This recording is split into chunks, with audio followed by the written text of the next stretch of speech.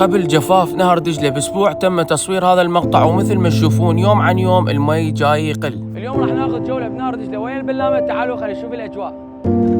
أبو مرتضى حبيبي شلونك؟ الله يحفظك. أخبارك؟ والله الحمد لله. شلون أمورك؟ بخير الحمد لله. صار لك ايش قد بهاي المهنة مالتك؟ صار لي ما يقارب 30 سنة بهذه المهنة. زين، أنت هاي شغلك لو حبا بهاي المهنة؟ لا مهنة، يعني رزق على باب الله. بس أنا حسب ما سمعت من يمك إنه هي ما تطلع هذاك المبلغ المادي يعني. زين، قرب المسافة البيت عن الشغل فظلينا بهاي المهنة. صار لك ايش قد تقريبا أنت هنا؟ هاي المهنة 30 سنة. يعني 30 سنة مو قليلة عمر. زين، شنو رايك بالتلوث اللي هسه انا جاي اشوف انه اكو وايد تلوث هنا؟ التلوث هذا صار له سنين نعاني من عنده احنا، يعني قلت لك يعني ما يقارب 10 سنين الاخيرة كلها التلوث موجود، ما جاي ينقضي عليه. يعني قصدك انه انت هاي الشغله مالتك انه هي ممكن على شيء بسيط من يومك، وبالاضافه انه انت قدمت على ما رعايه وما طلعت لك. كنا متأملين يعني يجينا راتب رعاية على الاقل لا يسد عيشتنا، اضافة لعملي اللي هو ما يسد عيشتي اليومي. زين، انا راح اقدم لك فد مقترح حلو.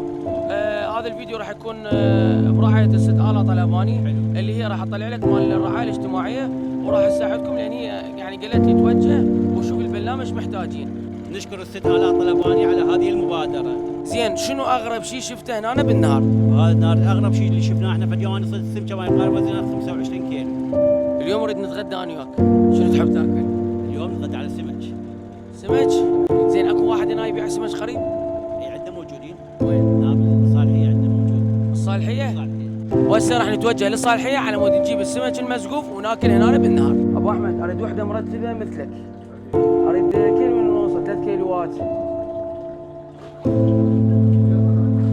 هذا شلون سمك؟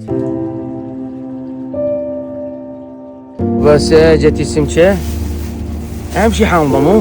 اي لا معدلة. هنا ننتهي جولتنا لهذا اليوم، ان شاء الله نكمل معاملة عمو ابو مرتضى يم ست آلا. نشوفكم بمقطع جديد.